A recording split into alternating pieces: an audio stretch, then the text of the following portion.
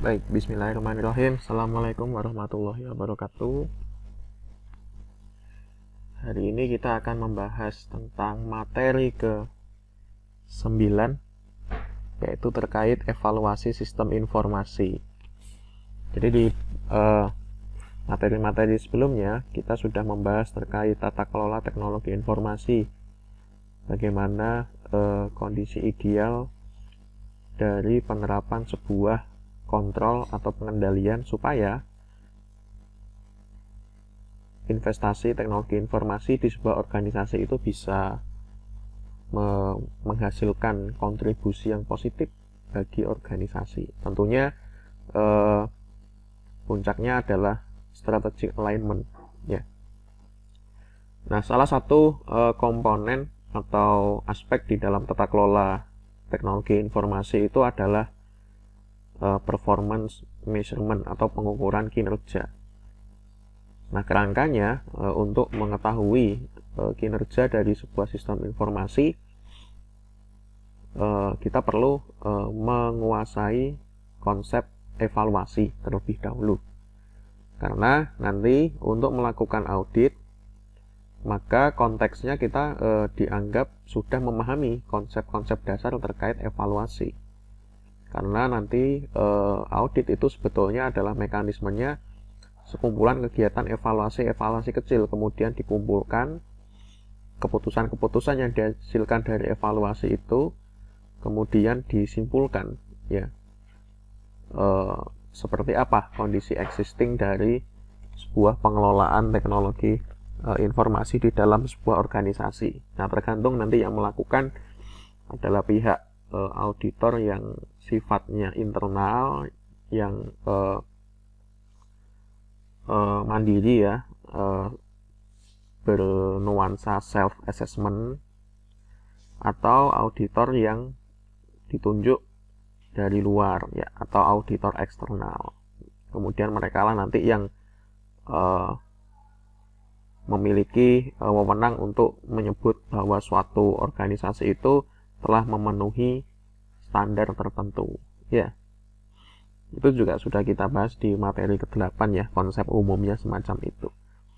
Nah, saat ini kita bergerak untuk mempelajari sebetulnya apa sih evaluasi sistem informasi. Nanti kita akan membahas bagaimana cara mengevaluasi, ya. Jadi nanti strategi evaluasi sistem informasi itu ada beberapa jenis. Ada yang dilihat dari bagaimana caranya, kemudian bisa dilihat dari apa atau objek apa yang akan dievaluasi. Ya, ini bahasan kita, ya. Apa itu definisi evaluasi sistem informasi, kemudian strategi, how strategis itu seperti apa, strategi what strategis itu seperti apa, kemudian tipe-tipe evaluasi SI itu seperti apa saja, dan proses baku, ya, untuk melakukan evaluasi sistem informasi itu bagaimana. Jadi di sini kita sepakati, ya, mungkin kita berganti-ganti yang memakai istilah TI atau SI. Nah, itu saat ini kita anggap sama dulu, ya, biar nanti tidak bingung. Terkait tata kelola TI, ya, nanti kita anggap saja itu juga di dalamnya, ya, yang dimaksud itu ya sistem informasi secara keseluruhan, ya. Jadi nggak hanya aplikasi-aplikasi tertentu saja, ya, atau infrastruktur saja, enggak, tapi lengkap, ya. Di dalamnya ada prosedur, ada regulasi atau kebijakan terkait pemanfaatan atau penggunaan teknologi informasi di sebuah organisasi.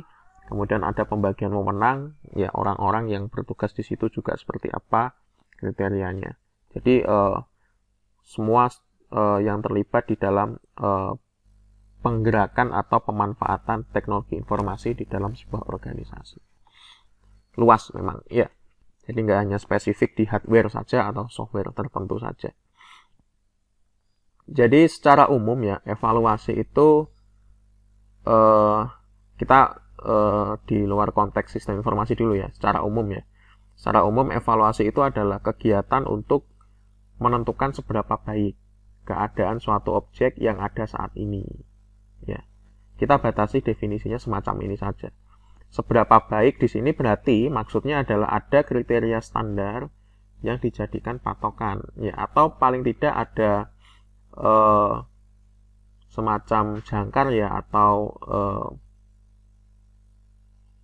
semacam kriteria baku yang itu nanti akan dijadikan sebagai tolok ukur, ya. Misalnya standarnya adalah ini secara fisik misalnya ya, panjang kabel standarnya adalah 10 meter. Nah, panjang kabel 10 meter itulah yang nanti akan dijadikan sebagai standar atau kriteria. Nah, kenapa evaluasi butuh semacam itu? Karena nanti kita bisa memberikan keputusan ya, secara nyata ya, saat ini kabel yang kita miliki panjangnya berapa. Oh, ternyata 5 meter. Padahal tadi standarnya adalah 10 meter. Berarti kan positioningnya adalah kabel yang kita miliki saat ini masih kurang atau masih di bawah standar. Nah, tindak lanjutnya apa supaya kita bisa memiliki kabel yang panjangnya 10 meter? Ya, jadi evaluasi kuncinya ada di situ. Ada kriteria atau standar ya, karena nanti akan menentukan, bahasa mudahnya adalah seberapa baik ya, seberapa baik keadaan suatu objek yang ada saat ini. Tujuannya apa? Kegiatan evaluasi pastinya akan menghasilkan suatu umpan balik bagi objek yang sedang atau yang telah dievaluasi, yaitu berupa pengetahuan baru untuk memecahkan masalah atau memperbaiki atau mengganti keadaan artifact saat ini. Artifact itu bagian dari objek yang disampling ya, yang fungsinya untuk membuktikan bahwa keadaan objek itu seperti apa. Nah, itu namanya artifact, atau kadang kita bisa menyebutnya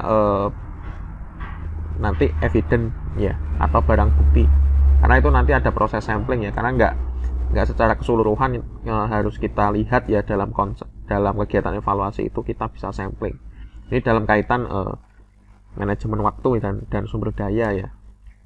Sebaiknya memang ketika kita memotret keadaan dari sebuah objek yang kita evaluasi yang menyeluruh ya. Tapi kan ada bagian-bagian yang mungkin ya tidak perlu kita lihat. Kita pilih saja bagian-bagian yang urgent atau penting. Nah, ketika kita melakukan proses evaluasi itu pasti kita nanti ada proses pengumpulan data ya. Datanya bisa data yang sifatnya data yang bersifat kuantitatif ya, ada data yang bersifat kualitatif ya. Ada yang datanya kuantitatif, ada yang kualitatif. Kemudian data itu nanti perlu kita analisis menjadi sebuah informasi, kemudian informasi ini kita putuskan mana yang paling penting, mana yang tidak, sehingga jadi suatu pengetahuan. Kemudian pengetahuan itulah nanti yang akan kita pakai untuk membuat keputusan atau tindak lanjut ya, atau kebijakan. Kemudian ya teknisnya kegiatan evaluasi itu bisa dilakukan dengan kerangka atau kacamata yang sifatnya kuantitatif, kualitatif, maupun kuantitatif atau campurannya. Kuantitatif itu identik ya, tapi ini tidak selalu ya, identik dengan cara mengumpulkan data-data yang bersifat angka-angka ya. Datanya data kuantitatif, tapi tidak selalu seperti itu ya. Pendekatan kuantitatif ini maksudnya adalah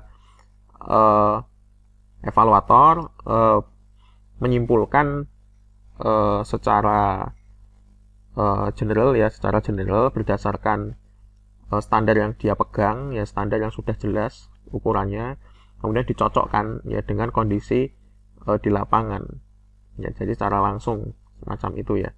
Kalau kualitatif sifatnya induktif ya, maksudnya biasanya standarnya tidak terlalu rigid ya, dan biasanya evaluasi ini sifatnya eksploratif ya, eksploratif, dan sifatnya adalah mandiri. Maksudnya self assessment kebanyakan itu pendekatannya kualitatif ya kebanyakan, karena dia ingin mengeksplor sendiri ya kelemahannya, kekurangannya, kelebihannya ada di mana, sehingga standarnya itu tidak terlalu mengikat ya.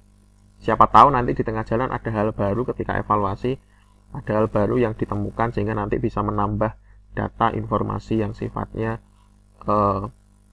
bisa dipakai untuk mengambil suatu keputusan atau tindak lanjut. Kalau kuantitatif lebih rigid ya, lebih ketat terkait standarisasinya karena dia berprinsip deduktif. Evaluator datang dengan standar yang sudah pakem ya, dan itu berlaku di mana saja, biasanya standarnya umum, berlaku umum. Kemudian dia mengevaluasi objek yang ditargetkan ya. Nah, kemudian nanti untuk mengungkap apakah si objek yang dievaluasi itu memenuhi standar umum itu ya. Makanya itu bersifat deduktif. Kalau induktif tadi berangkat dari hal-hal yang sifatnya kualitatif ya, identik dengan prinsip yang induktif. Dia berangkat dari hal-hal yang sifatnya kasuistis ya, kecil-kecil, baru nanti dicari nih standarnya kayak gimana sih sebenarnya ya, atau sebelumnya standarnya masih nggak terlalu dipentingkan, kemudian nanti ketika sudah mendapatkan case yang banyak, baru nanti dicocokkan dengan hal yang sifatnya umum ya. Makanya batasannya juga nggak terlalu jelas kalau pendekatannya kualitatif, makanya namanya eksploratif ya. Kalau kuantitatif tegas ya, sudah jelas ini yang saya observe atau yang saya nilai itu ya ini, bagian ini, standarnya ini. Kalau kualitatif bisa berubah-ubah ya, tergantung kasusnya atau kasuistis namanya. Nah, kemudian tadi ada istilah artifact ya. Artifact ini maksudnya adalah objek yang dievaluasi ya, yang nanti yang kita sampling ya. Nah, objek yang kita evaluasi dalam konteks materi ini adalah SI ya, sistem informasi berbasis komputer. Itu sudah kita sepakati dari awal ya, kalau sistem informasi yang kita masuk di sini ya pastinya berbasis komputer yang diimplementasikan oleh organisasi. Jadi kalau evaluasi pasti ada objeknya yang akan dinilai atau diukur. Nah, itu istilahnya artifact. Di sini kita sepakati juga ya bahwa apa sih SI itu? SI ya untuk menyamakan itu ya, untuk menyamakan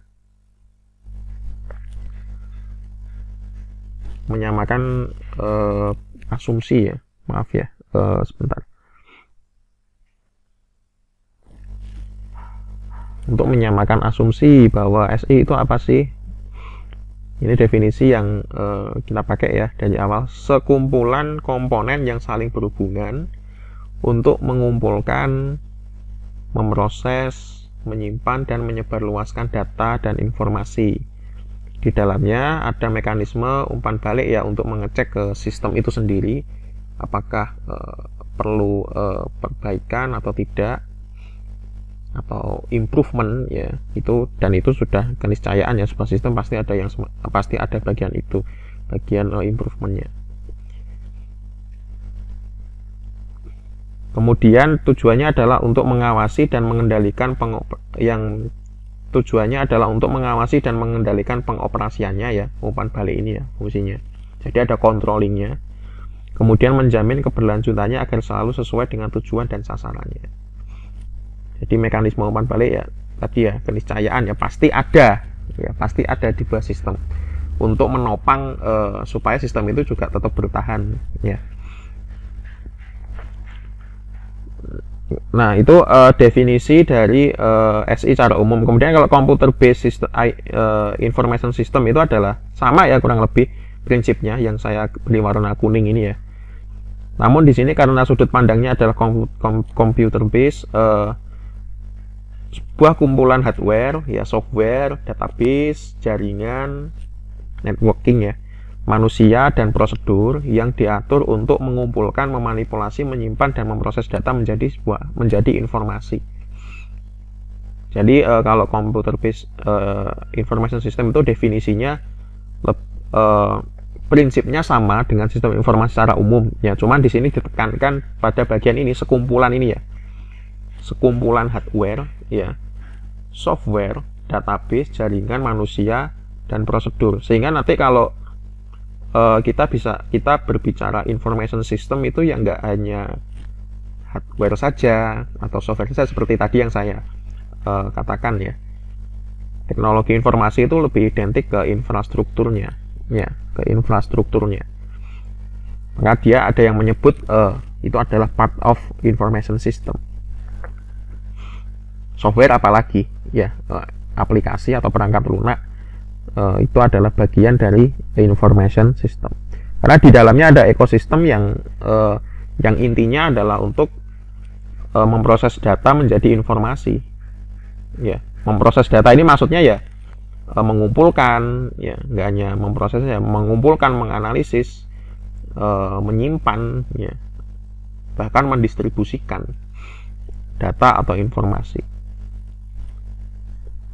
Nah, pihak yang melakukan evaluasi disebut evaluator expert, ya. Jadi nanti kalau di audit namanya auditor, kalau di konsep atau sudut pandang evaluasi ini ya kita sebut evaluator expert. Contoh kasus evaluasi SI. Misalnya ada sebuah perusahaan, ya, taruh saja namanya Perum Jasa Tirta 1, telah menerapkan rencana induk master plan, ya. Dia telah mengimplementasikan master plan TI, IT master plan semenjak 2012-2017. Kemudian mereka berencana untuk membuat master plan baru untuk jangka waktu 2018-2023. Maka ketercapaian dari master plan yang lama, ya, yang 2012-2017 itu perlu dievaluasi. Ya, berarti kan kalau kita kembali ke definisi evaluasi, ya kita berarti ingin tahu master plan 2012-2017 itu sudah baik atau tidak, sudah diimplementasikan dengan baik atau tidak. Ya. Jadi logiknya semacam itu. Kemudian yang kedua, apabila pemerintah Batu ingin mengimplementasikan data warehouse untuk meningkatkan operasionalisasi EGAF-nya, maka perlu dilakukan evaluasi dulu terhadap arsitektur TI yang dimiliki saat ini. Ya. Jadi nggak tiba-tiba langsung bikin data warehouse. Kita harus mencari tahu dulu kondisi existing, ya. Kondisi existingnya itu seperti apa, sehingga nanti ada semacam ya umpan balik, ya, atau tindak lanjut bahwa oh, kemampuan kita segini, padahal target kita adalah ingin mengadakan data warehouse. Apa yang perlu kita lakukan? Nah, tujuan dari kegiatan evaluasi itu semacam itu, ya. Kemudian yang ketiga, apabila pemerintah Kabupaten Sidoarjo ingin membuat kebijakan baru terkait tata kelola TI, maka perlu dilakukan evaluasi terhadap dokumen-dokumen kebijakan terkait TI yang dimiliki saat ini. Ini kasusnya agak berbeda, ya. Yang pertama kasusnya yang Perum Jasa ini terkait master plan TI, kemudian yang Kota Batu ini ingin mengadakan suatu data warehouse, infrastrukturnya. Kemudian yang ketiga ini adalah terkait pembuatan kebijakan baru, ya. Yang pertama master plan, yang kedua data warehouse, yang ketiga kebijakan. Objeknya beda-beda, ya. Tapi ketiganya tetap butuh yang namanya mekanisme evaluasi. Yang untuk Sidoarjo ini misalnya, oke, kita perlu kebijakan baru terkait tata kelola TI. Tapi kan apakah perlu bikin dari awal? Jangan-jangan selama ini sudah ada instrumen-instrumen atau instrumen-instrumen kebijakan yang sudah bagus, ya, sudah berjalan dengan bagus. Nah, itu untuk tahu itu kan kita perlu yang namanya kegiatan evaluasi, seberapa baik kondisi saat ini, ya, kondisi existing saat ini seperti apa, sehingga nanti ketika kita ingin melakukan sesuatu, dalam hal ini adalah membuat kebijakan baru, kita bisa bekerja secara efisien, ya. Nggak perlu membuat dari awal, atau mungkin hanya mengganti beberapa bagian yang karena ada beberapa bagian lain yang sudah matang, ya. Kita nggak perlu mengotak-ngatik itu, malah nanti kalau kita rubah-rubah malah justru akan anggaran yang kita butuhkan untuk mengimplementasikan kebijakan itu malah lebih besar. Misalnya ini sudah ada nih tim tertentu, tinggal dilanjutkan saja sehingga nanti kita bisa tahu ya selisih yang perlu kita lakukan itu seperti apa ya. Nah, misalnya ada contoh, misalnya ada master plan, ketercapaiannya semacam ini, yang biru itu yang sudah tercapai, yang orange itu yang belum tercapai. Sehingga kita bisa tahu ya gapnya. Targetnya adalah 100% ideal ya. Misalnya master plan dari Perum Jasa Tirta, misalnya saja ya itu ya. Kan idealnya kan berarti kan harus mencapai 100% ya kan ya. Tapi ketika dipotret melalui kegiatan evaluasi yang tercapai dari infrastruktur 72%, dari aplikasi 80%, dari SDM 42%, dari perangkat pendukung 20%. Nah, ini kan bisa menjadi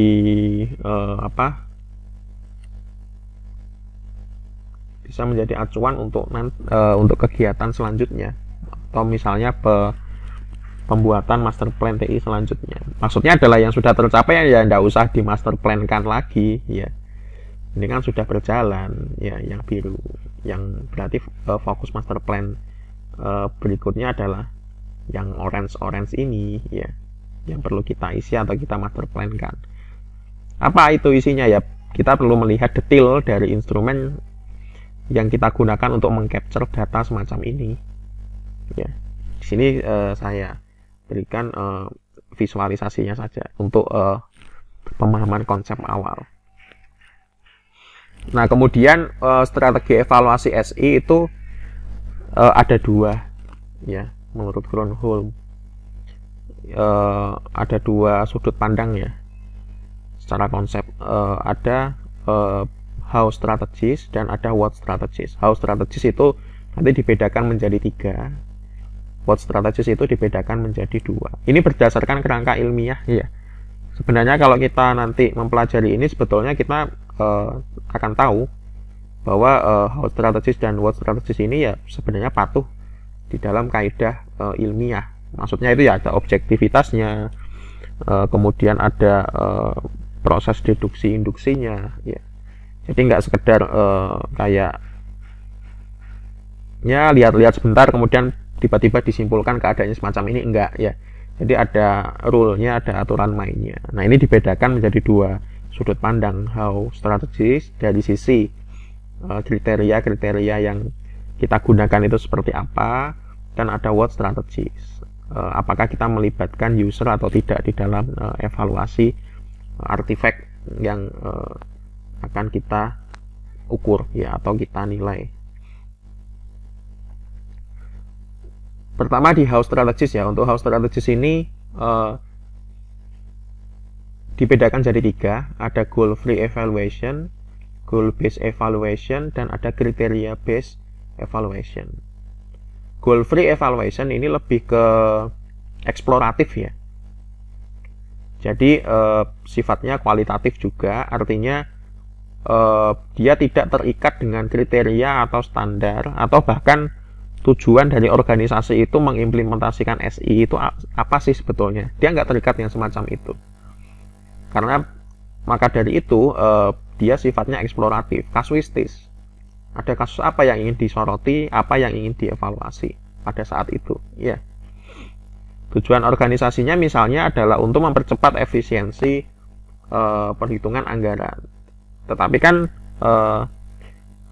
bisa saja ya, yang kita evaluasi bukan apakah SI ini betul-betul bisa mensupport kinerja dari penghitungan anggaran atau tidak. Mungkin dari hal yang lain dulu ya. Nah, itu namanya goal free evaluation. Ini sifatnya induktif ya, lebih induktif atau pendekatannya kualitatif. Makanya karena ini kualitatif, eksploratif ya. Tapi bukan tanpa batasan ya. Maksudnya kita memang menampung segala macam informasi di sini.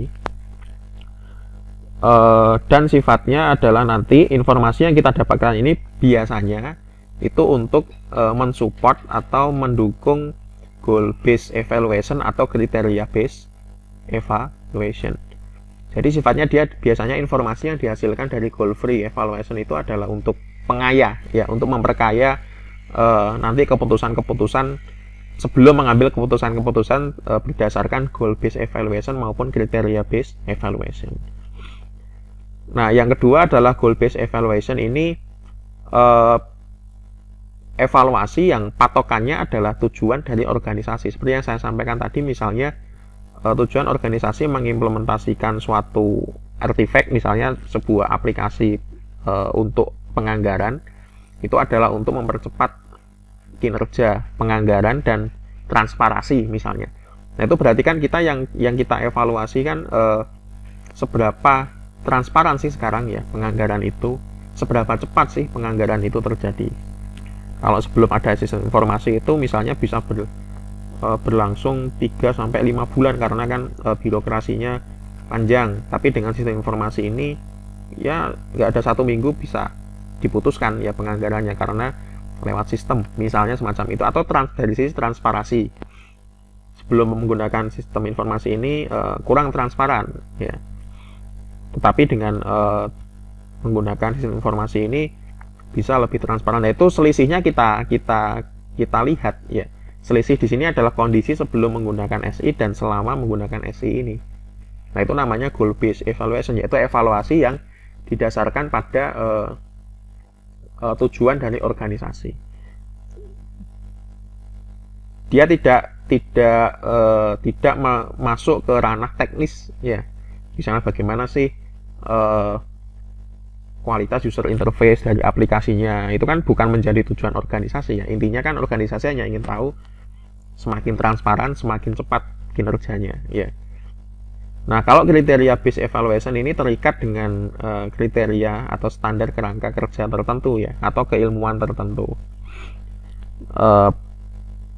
Biasanya ada standarisasi kan, misalnya antarmuka aplikasi yang bagus itu semacam apa, ada konsepnya juga, ada teorinya juga. Kemudian ada kerangka kerja misalnya atau best practice ya, misalnya COVID ya, standarisasinya seperti apa, apakah standar-standar yang ada di COVID itu sudah dilakukan atau tidak. Kalau sudah ya berarti baik ya, kalau belum ya nanti keputusannya yang lain ya. Jadi bisa kerangka kerja, kriteria yang disepakati oleh komunitas atau organisasi tertentu, atau keilmuan tertentu ya. Misalnya tadi ya, antarmuka kan itu kan ada standarisasinya ya, dan itu banyak teori ya, banyak konsep. Nah, itu bisa kita jadikan sebagai patokan atau tolok ukur. Nah, biasanya kriteria based evaluation ini lebih ke teknis ya, lebih ke detail ya. Nah, mana yang harus kita pilih ya? Idealnya ya tiga-tiganya kita pilih di dalam sebuah evaluasi sistem informasi yang lengkap ya, terutama dari sisi how strategisnya, karena ini saling dukung semua. Namun ya kita kembali ke kebutuhan dari organisasi saat itu, yang paling ingin dilakukan itu evaluasi yang macam apa. Biasanya prakteknya ya ketiganya ini dilakukan ya, namun ada porsinya. Misalnya goal free evaluation-nya ya tidak terlalu mendalam ya, kemudian goal based evaluation-nya juga gak terlalu mendalam, karena juga dari sisi kemudahan juga gampang ya untuk mencari informasi, karena hanya mencari selisih ya, apakah tujuan dari organisasi itu tercapai atau tidak. Nah, yang biasanya mendapatkan bobot tertinggi itu ya, atau pengerjaan waktunya agak lama itu ya kriteria base, karena detail, kemudian tergantung juga artifact yang akan kita evaluasi ya. Semakin banyak artifactnya, misalnya dari sisi infrastruktur semuanya kita evaluasi, dari sisi apps kita evaluasi, dari sisi orang, dari sisi kebijakannya kita evaluasi semua, itu pasti ya logikanya ya membutuhkan banyak waktu ya, daripada misalnya kita evaluasi kebijakannya saja, kita evaluasi infrastrukturnya saja, atau master plan-nya saja bahkan. Nah, itu bisa beda-beda kasusnya, artifactnya, tergantung artifactnya ya. Kan tadi ketika dibahas konsep evaluasi kan ada istilah artifact ya, yaitu objek yang menjadi target evaluasi. Ya, ini ya penjelasan detailnya. Goal free evaluation, evaluator tidak terikat dengan apa saja tujuan diadakannya SI ya, atau tidak perlu tahu tujuan bisnis ya. bersifat interpretatif, hasilnya membutuhkan penafsiran yang lebih dalam secara kualitatif terkait keadaan SI, tidak bermaksud membuktikan ketercapaian tujuan organisasi. Ya. Interpretatif itu maksudnya ya tadi ya, itu istilah-istilah di dalam pendekatan kualitatif ya. Kemudian bertujuan untuk memahami keadaan SI secara alamiah, secara apa adanya, atau pengaruh yang ditimbulkan oleh SI. Jangan-jangan implementasi SI ini nggak hanya bisa, misalnya tadi ya, sistem informasi penganggaran tidak hanya berimbas semakin transparan dan semakin efisien, tapi jangan-jangan ada yang lain nih. Nah, itu yang dinamakan dengan interpretatif itu semacam itu. Kemudian sangat cocok untuk penelitian atau studi pendahuluan ya, untuk mencari tahu sikon ya, situasi dan kondisi dulu, atau menemukan permasalahan yang spesifik terkait implementasi SI. Jadi nanti kalau sudah kan biasanya banyak info yang kita tampung ya, dari situ kan akan terlihat mana sih yang paling urgent untuk segera dilakukan evaluasi dengan goal base atau mungkin kriteria base ya. Jadi dia adalah si goal free evaluation ini sebagai mekanisme untuk mendalami suatu artifact ya, sebelum kita tentukan mana yang harus kita dalami betul di situ. Apakah semuanya, apakah infrastrukturnya saja misalnya, atau bahkan infrastruktur itu sebagian saja ya, yang lebih banyak itu di sisi kebijakannya misalnya kayak itu ya. Misalnya untuk studi pendahuluan ya, istilahnya awalan, tanya-tanya ya, kemudian memotret secara umum general, itu namanya goal free evaluation. Kemudian termasuk dalam pendekatan induktif ya, seperti yang saya sampaikan tadi, mendeskripsikan dan menyimpulkan keadaan atau menemukan permasalahan terkait SI berdasarkan hasil pengamatan yang dilakukan selama kegiatan evaluasi dan pengamatan bersifat bebas ya. Tidak ada kriteria, tidak ada goal yang mengikat ya. Tapi bukan berarti terus evaluator itu kosongan, nggak tahu apa-apa ya, enggak ya. Ini maksudnya dalam mekanisme evaluasi itu kita tidak lihat dulu deh standar atau tujuan organisasi apa, tapi kan evaluator juga di dalam otaknya kan punya frame pengetahuan yang cukup, karena kalau tidak gitu kan dia tidak bisa melihat kasus atau kejadian yang diamati ya, tidak bisa mengenali ini kejadian apa, ini kasus apa. Dia bisa melakukan interpretatif itu ya karena dia punya knowledge ya di kepala si evaluator. Jadi bukan kosongan, ini apa, ini data warehouse itu apa ya, mana dia akan mana mungkin dia akan tahu case atau problem terkait data warehouse kalau di kepalanya tidak ada knowledge terkait data warehouse ya. Jadi jangan disalahartikan bahwa goal free itu bukan berarti evaluator itu kosongan seenaknya, enggak ya. Dia sudah punya frame pengetahuan di dalam dirinya ya. Goal free itu hanya saja justru membebaskan si evaluator itu untuk mengenali atau mendeteksi case sebanyak-banyaknya ya. Untuk mendeteksi case atau kasus banyak-banyaknya itu kan butuh knowledge ya, butuh pengetahuan. Jadi sekali lagi, karena ada yang menyangka bahwa goal free itu ya kita nggak tahu apa-apa ya, bebas saja kita lihat apa saja. Nah nanti yang nggak ada kaitannya dengan SI dilihat, misalnya ini keran air ini kok macet, nah itu kan nggak ada kaitannya dengan sistem informasi ya. Atau ini lantainya kok belum dipel, nah itu kan yang ngapain sampai meluas ke sana ya, karena dia tidak bisa mendeteksi case-case terkait data warehouse atau mungkin kebijakan-kebijakan terkait tata kelola TI. Kemudian yang berikutnya, evaluator harus menguasai pengetahuan. Nah ini ya yang saya singgung barusan. Evaluator harus menguasai pengetahuan terkait SI yang dievaluasi, sehingga sebelumnya sudah memiliki gambaran terkait apa permasalahan yang mungkin ditemukan selama evaluasi. Jadi punya experience ya, makanya namanya evaluator expert ya. Kemudian jumlah ruang lingkup SI yang dievaluasi bisa bertambah sesuai dengan kebutuhan selama kegiatan evaluasi berlangsung.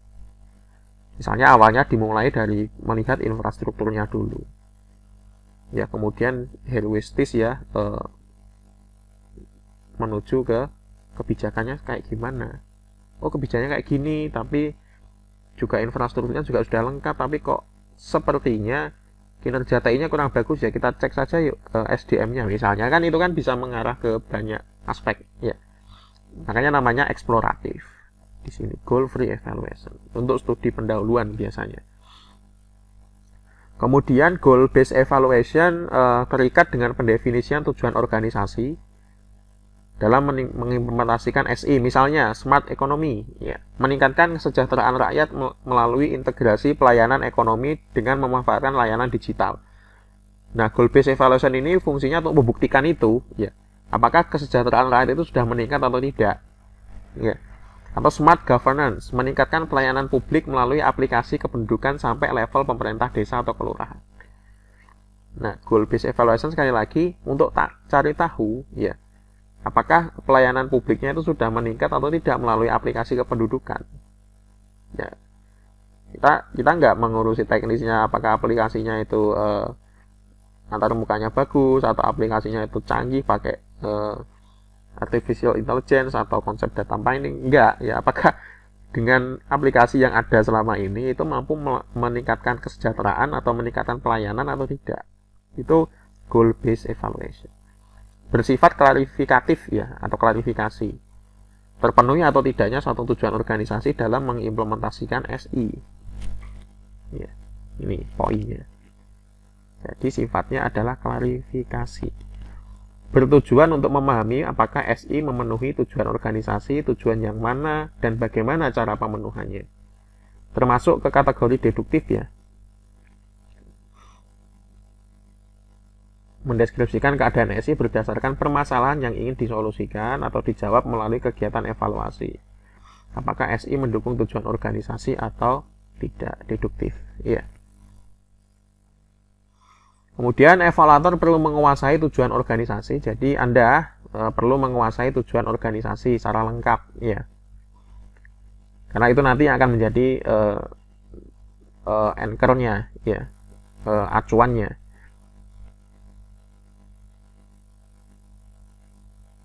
Kemudian meskipun ini sifatnya adalah deduktif, mekanismenya bisa dilakukan oleh evaluator itu secara kuantitatif atau kualitatif ya. Kuantitatif itu berarti apakah tujuan organisasi tercapai dan mana saja tujuan yang tercapai ya. Nanti akan ada ranking ya, prioritasisasi. Kemudian pendekatan kualitatif itu lebih ke menjawab bagaimana sih tujuan SI bisa tercapai melalui implementasi SI ya, untuk memperkaya pendeskripsian saja kalau yang kualitatif. Atau mungkin bisa diperkuat dengan goal free tadi ya, kan di awal kan sudah melakukan studi pendahuluan, itu bisa untuk memperkuat atau memperkaya ya, latar belakang dari kenapa sih misalnya kenapa sih kok tidak meningkat ya kesejahteraannya, atau pelayanannya juga biasa-biasa saja nih walaupun sudah pakai aplikasi semacam ini. Tujuan organisasi yang menjadi artifak itu betul-betul harus didefinisikan secara fix ya, sebelum kegiatan evaluasi dimulai. Jadi ada semacam penyamaan persepsi ya, ini organisasi ini tujuannya apa sebetulnya di awal, ketika harapannya di awal ya, ketika mengimplementasikan SI ini harapannya apa, sehingga nanti ada metrik ya, ada ukuran-ukuran yang bisa digunakan sebagai acuan untuk menentukan seberapa baik tujuan dari organisasi itu tercapai ya, apakah masih kurang baik atau apakah sudah baik ya. Itu evaluasi dengan strategi goal based evaluation. Kemudian ada kriteria based evaluation, ini hampir sama dengan goal based, cuma anchor-nya beda ya, acuannya beda. Kalau yang goal based kan tujuan organisasi acuannya. Kalau kriteria base ini berdasarkan kriteria atau standar yang berlaku atau melekat pada suatu artifak ya, atau suatu sistem informasi. Baik kriteria dari perspektif IS owner ya, maupun dari ilmu pengetahuan ya, Misalnya gini, IS owner itu punya suatu kriteria atau standarisasi yang telah mereka terapkan, ya. Misalnya ISO 27001 terkait keamanan informasi, atau COBIT, ya, yang mereka sudah sepakati di dalam organisasi itu untuk dijadikan kiblat atau acuan. Ya, itu yang dimaksud dengan perspektif dari IS owner. Mereka sudah memakai kerangka kerja atau standar apa selama ini. Atau dari ilmu pengetahuan, ya, ilmu pengetahuan itu misalnya terkait usability misalnya.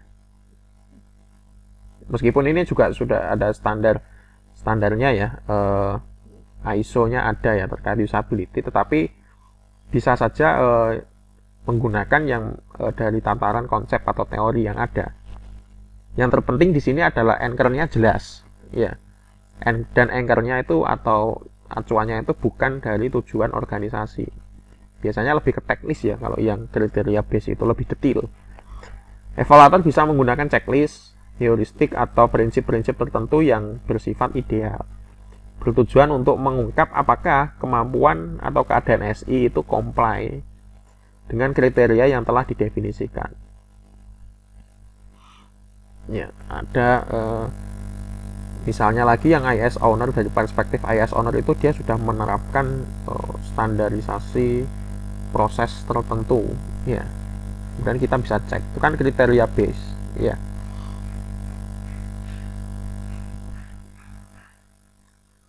Kemudian termasuk dalam kategori deduktif, ya. Karena kita berangkat dengan anchor yang jelas. Goal base itu kan juga sama ya, anchor atau patokannya itu jelas. Kemudian mendeskripsikan keadaan SI berdasarkan permasalahan yang ingin disolusikan, sama ya dengan goal base. Kemudian evaluator perlu menguasai keilmuan terkait kriteria atau standar yang dijadikan patokan, ya. Karena standar itu akan menjadi tolak ukur kegiatan apa saja yang akan atau perlu dilakukan selama kegiatan evaluasi berlangsung. Kriteria harus didefinisikan secara pasti oleh evaluator sebelum kegiatan evaluasi dimulai. Jadi sekali lagi, baik goal base maupun kriteria base, acuannya harus didefinisikan dulu. Standarnya, kriterianya itu harus disepakati atau disepakati bersama dulu dengan tim evaluasi. Bahkan dengan pihak yang dievaluasi, ya, biar tahu sama tahu bahwa ini saya mengevaluasi Anda dengan kacamata ini, kacamata COBIT, kacamata standar usability, kacamata ISO 27001 misalnya. Oke.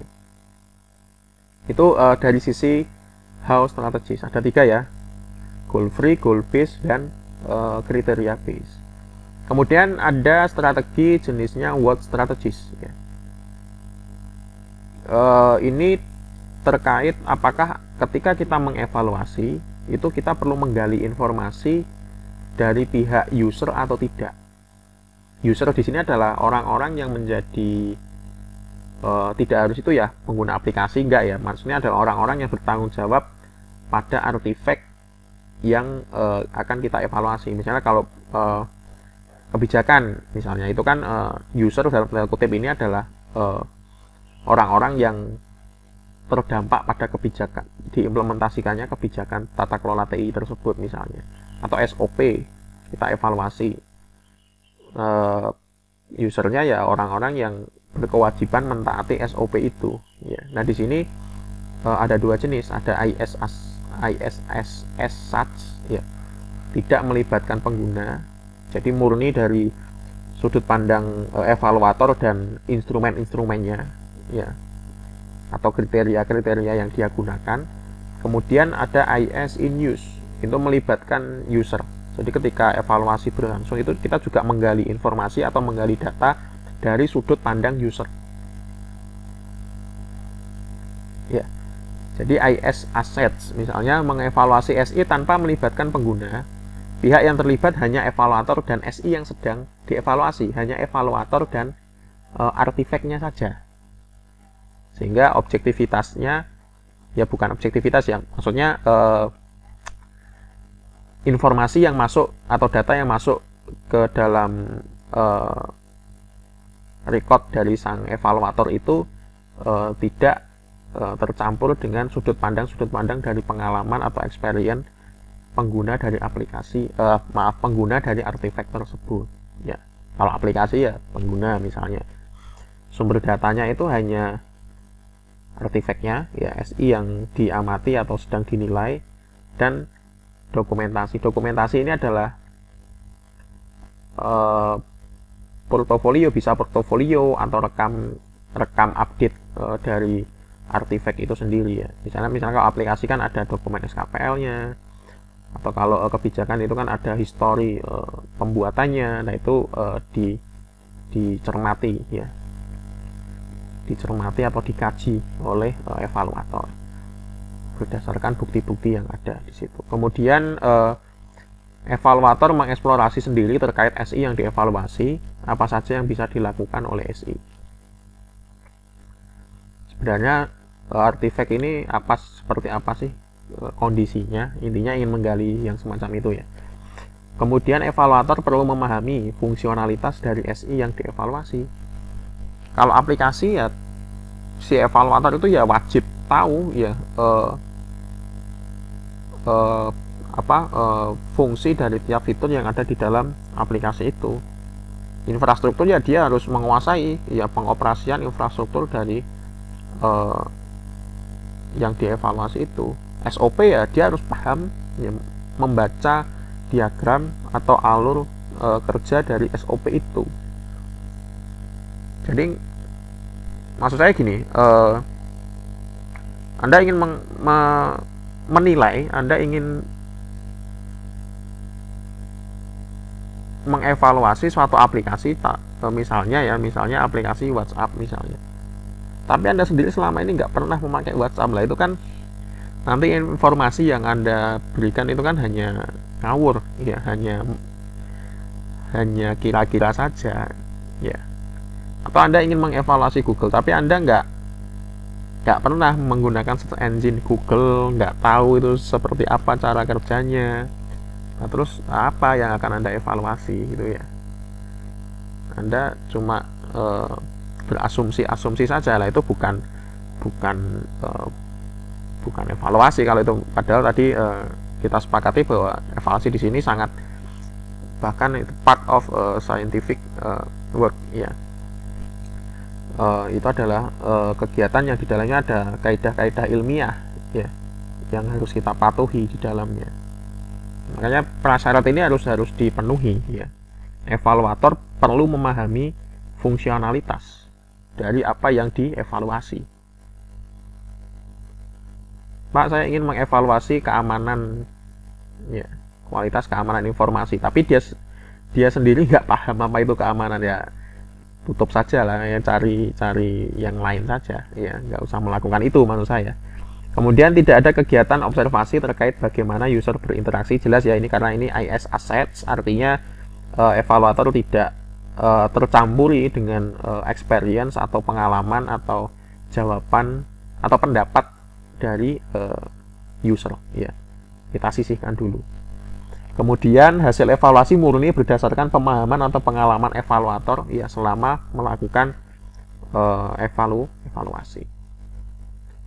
Tidak dipengaruhi oleh persepsi user ya tadi. Makanya ini IS assets. Seperti apa adanya ya. Seperti apa adanya. Kemudian IS in use. Nah, ini kebalikan dari bukan kebalikannya. Sama dengan aset, cuman ada informasi tambahan, yaitu dari user. Ya. Di sini mengevaluasi SI dengan melibatkan pengguna. Pihak yang terlibat hanya evaluator dan SI yang sedang dievaluasi. Maaf ya, untuk yang kedua ini saya anulir ya. Kurang satu pihak, yaitu pihak user tadi ya. Kemudian sumber datanya bisa persepsi user, observasi interaksi antara user dengan SI, artefaknya maksudnya, dan dokumentasi dari SI atau artefak. Persepsi user maksudnya adalah kita menggali ya, kita mencoba mencari tahu dari sudut pandang user itu pengalaman selama ini ketika menggunakan artifact itu seperti apa. Artifact ini bisa, sekali lagi, bisa infrastruktur, bisa aplikasi, bisa SOP, kebijakan, ya tergantung ya apa yang kita evaluasi.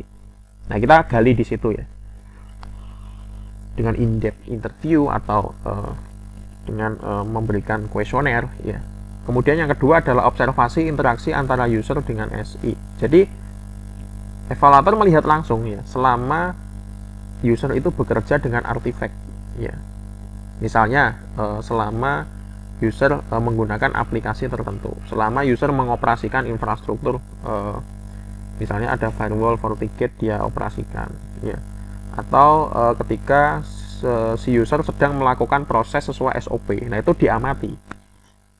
Jadi bedakan antara menggali langsung ya, menggali langsung itu ya bertanya, wawancara, in-depth interview atau kuesioner, dengan mencermati atau mengamati kegiatan. Nah, observasi itu mengamati kegiatan. Jadi real, dengan mata kepala dari evaluator sendiri atau observer ya namanya kalau observasi. Itu melihat kejadian secara langsung. Jadi bukan berdasarkan cerita, bukan berdasarkan wawancara. Karena wawancara atau cerita kan berarti kan sudah berlalu ya. Kemudian dikomunikasikan lewat protokol wawancara atau protokol pengisian kuesioner.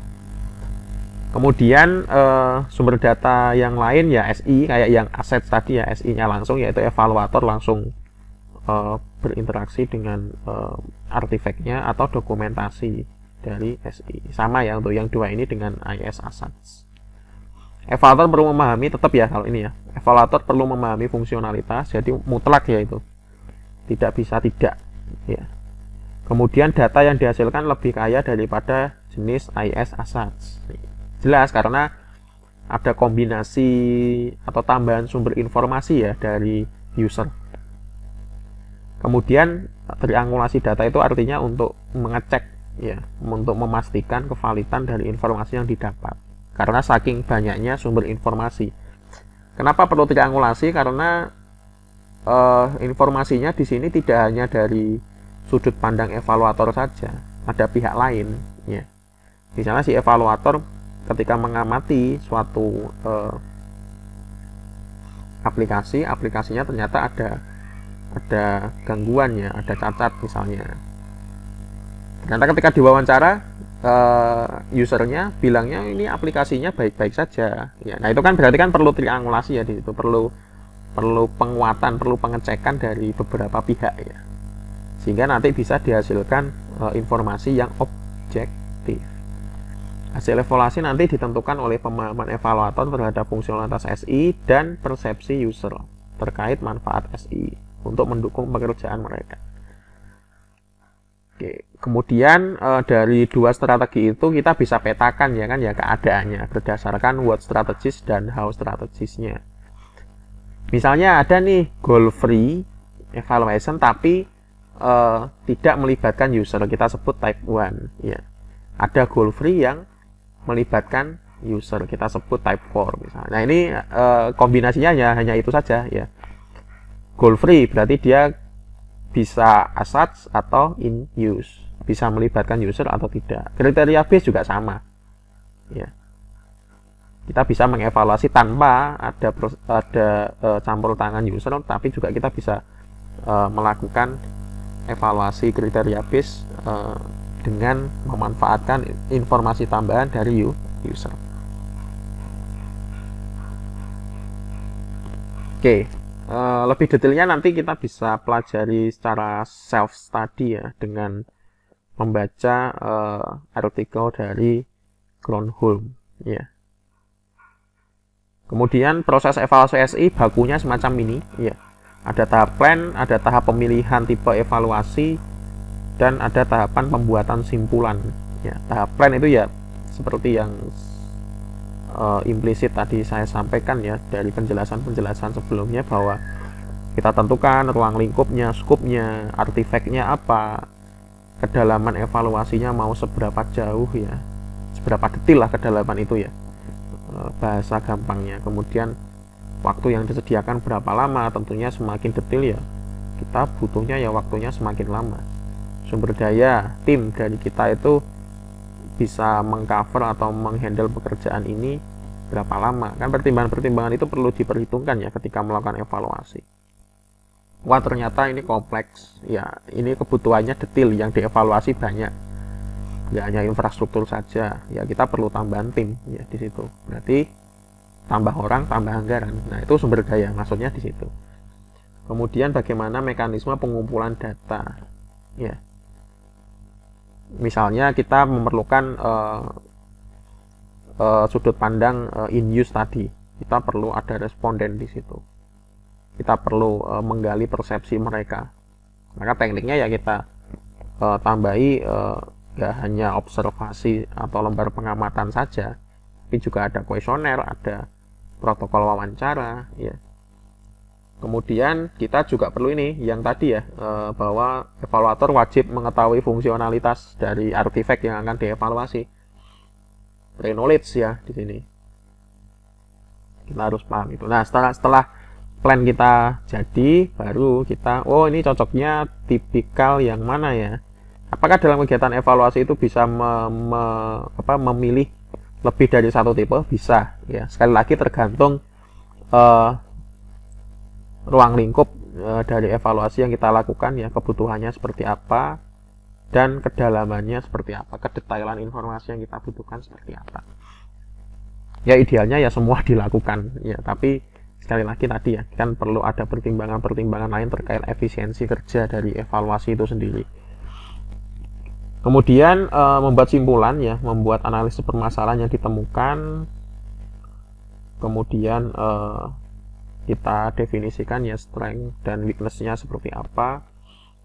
Baru kemudian kita menyusun rekomendasi. Untuk membuat simpulan ini, membuat rekomendasi ini, konsep gampangnya adalah kita kan pasti ya, punya kondisi ideal ya, seperti yang di grafik tadi ya. Kita kan punya kondisi ideal, kita taruh itu 100% misalnya. Nah, kondisi existingnya perlu yang kita gali itu seperti apa hasilnya. Misalnya hanya 60%. Berarti kan rekomendasinya pasti adalah kiat-kiat atau saran bagaimana supaya yang 60% ini bisa berubah menjadi 100%. Dan macam-macam isinya di dalamnya. Tergantung sekali lagi artifact dan case yang kita temukan selama kegiatan evaluasi ya, dan indikator-indikator atau standar yang kita gunakan untuk evaluasi. Standarnya menyatakan bahwa organisasi harus memiliki master plan, dan master plan-nya harus ada dokumen portofolio aplikasinya. Ternyata misalnya organisasi belum punya itu ya, berarti kan satu indikator kan tidak terpenuhi. Maka kedepannya untuk rekomendasi organisasi perlu membuat dokumen tersebut. Nah, contoh lain ya untuk ruang lingkup evaluasi, misalnya dari usability ya. Ini contoh saja ya, banyak sekali contohnya ya. Ada cognitive engineering, ada heuristic evaluation, ya banyak. Intinya standar atau kriteria yang kita bahas tadi ya, itu kan bisa bersumber dari best practice, bisa bersumber dari konsep atau knowledge atau teori yang berlaku terkait artifact itu sendiri. Contoh usability banyak bisa Anda pilih ya. Kemudian dari sisi kualitas sistem informasi banyak banget ya, ada TAM 2, ada WOSP, ada DRI, ada TPB, ada DTF. Intinya di sini adalah untuk mengukur ya, untuk mencari tahu seberapa bagus sih kualitas dari sistem informasi, performanya ya, kinerjanya. Ada UTAUT ya, ada ECM, expectation, confirmation model. Dan ini semua teori ya, ini semua adalah teori pastinya beda teori ya, sudut pandangnya berbeda. Jadi jangan sampai misalnya Anda compare, kalau pakai TEM 2 bagus, tapi kalau pakai TRA kok jelek ya. Nah, memang dua-duanya berangkat dari kriteria yang berbeda ya, maka jangan dibandingkan ya. Oke, kemudian kesuksesan implementasi dari SI. Jadi kalau tadi kan kualitasnya ya, kualitas itu kan by proses berarti ya. Kalau ini adalah kesuksesan, artinya adalah after effect dari implementasi dari sistem informasi itu sendiri. Ada banyak teori ya, Dillon and McLean, 3D model, IS impact measurement, strategic information system planning, misalnya effectiveness, SISP effectiveness, ya banyak. Jadi sekali lagi knowledge-nya nggak boleh kosongan ya kalau bercita-cita ingin jadi evaluator. Kita perlu memahami banyak hal di sini. Ini referensi yang saya gunakan sebagai baseline konsep dari evaluasi sistem informasi.